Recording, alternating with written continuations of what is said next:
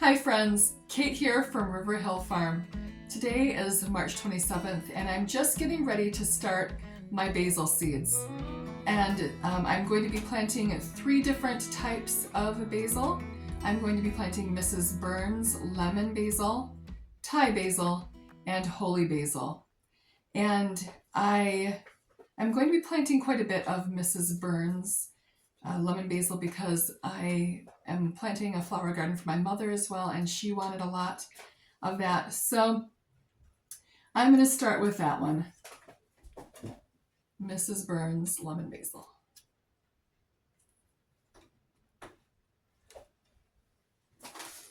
I bought a full ounce of these seeds because I am going to be doing, I think, 3 or 4 different sowings, different successions, and I loved my lemon basil last year so much. It was such a great bouquet filler and it smelled so heavenly.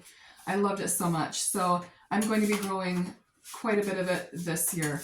And so I think that I'm starting out with 56 cells in this tray, but I'm going to be doing more sowings. I'll probably be planting 56 cells 3 or 4 times, if not more. So these are what they look like. They're fairly large.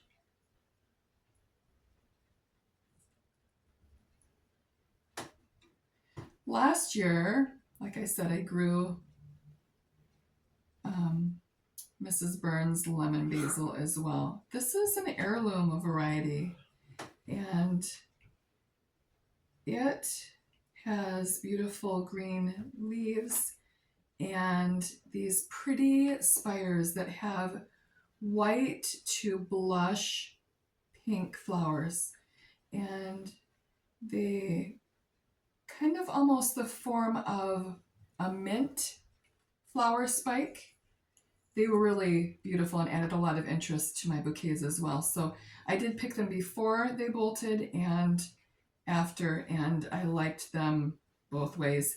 But I only planted 1 sowing last year.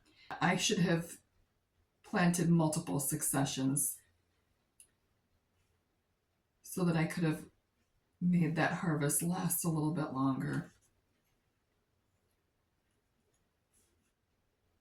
Last year I also planted Thai basil, which is interesting. It's different than lemon basil, and I'll talk about that actually when I plant those seeds. But this Mrs. Burns was my favorite. My husband loved the bouquets I made last year. He loved the way they smelled, and he said, you know, a lot of bouquets that you get, they don't have that smell factor to them, but he really liked mine. He said they smelled really nice, so I think I did that right last year, and I'm going to continue to do what works.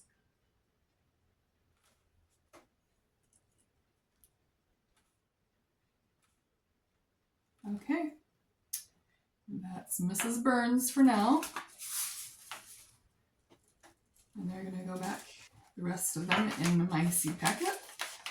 And I'll plant some more in a few weeks. I'm going to press these in, make sure that they have good contact with the soil. I've already put water in the bottom of this tray, so the soil is nice and damp. And that kind of mimics what happens in nature. After, when spring comes, then there's a lot of rain and the soil gets wet, and that kind of triggers those seeds to start waking up. Okay, Thai basil is the next one. Oh, I bought my Mrs. Burns lemon basil from Johnny's Seeds in that 1 ounce package. And here are my Thai basil. The seeds are a little smaller than Mrs. Burns. And I've made my plant stick. I always make my not stake. I always say stake. My plant markers, I always make those before I plant so that I'm ready when I put the seeds in so that I don't forget where I've planted which seeds. So Thai basil is different than Mrs. Burns because it has green leaves, which are a little more narrow than lemon basil, but it has purple stalks and purple flower spires.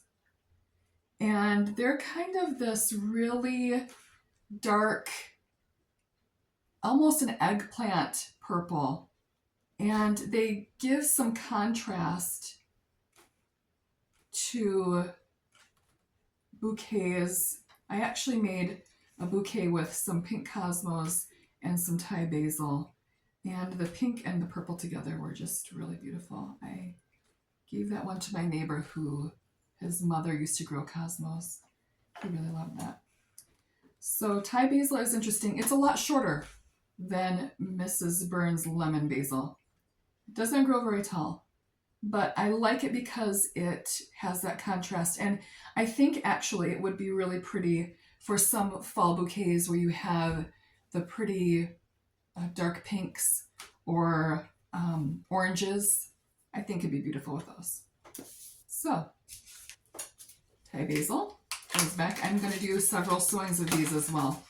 So I bought these from Everwild and I love their seeds. I talk about them all the time.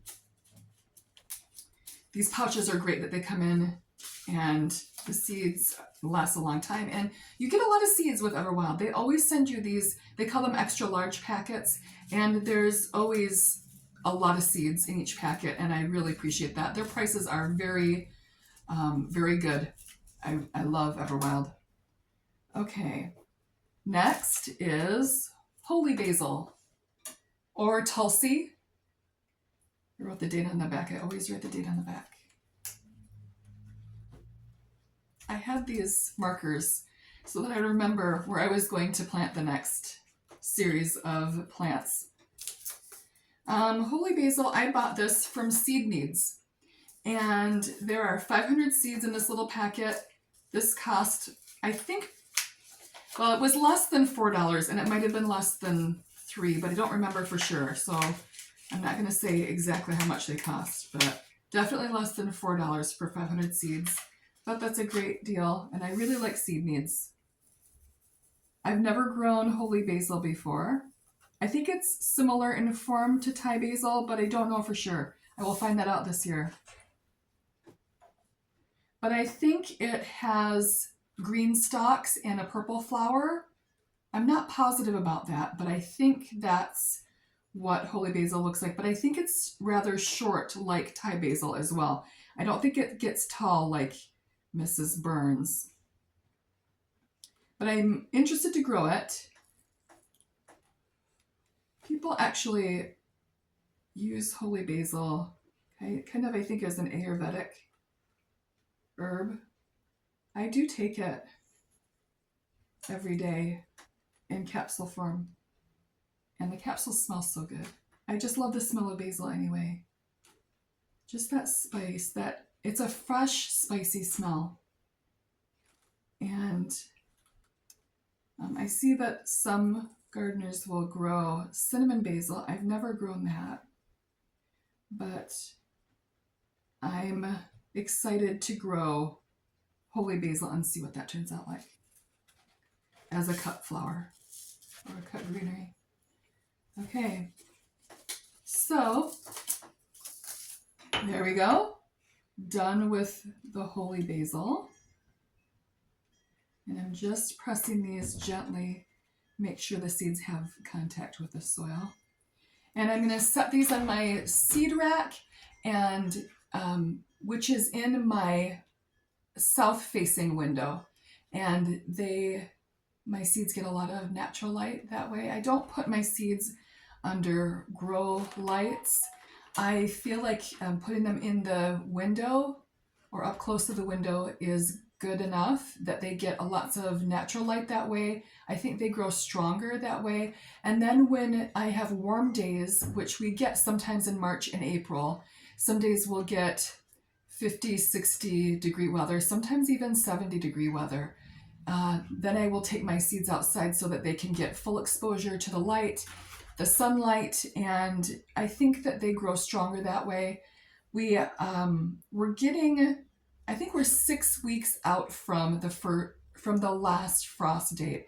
Our last frost here in Zone 6A, Southern Michigan, is May 10th on average. But last year it was sooner than that. And so we're having days where during the daytime it's warm enough for me to set my seedlings outside once they sprout.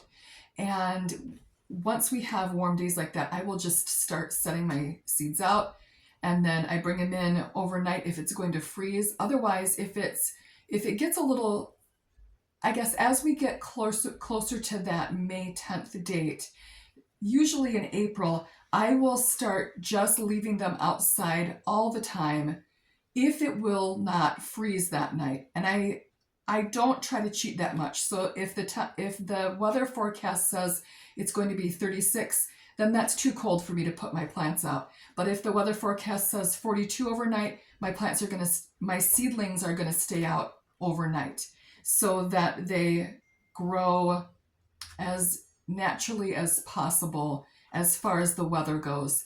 And I think that makes for stronger seedlings. The seeds that I did that with all ended up growing beautifully and strong. And so that's my method for growing seedlings. I only keep them inside while they germinate and start growing. And once they get their first set of true leaves, I really start to try to begin acclimating them to the outdoor weather. I start when it's warmer. If we have a 60-degree day, out they go. We only keep our house at 60 during the night and 68 during the day. So that's kind of what they're used to anyway. So that's how I like to grow my seedlings. And I'm going to set this tray in the window and let it start germinating and start growing and getting some natural sunlight in the window. So I have more seeds to start today. I'm not going to film that, but I will let you know what I am going to start today. I'm going to start Nigella Albion Green Pod. Those have a pretty green pod and small little white flower petals, and they get rather tall. So I'm going to start those.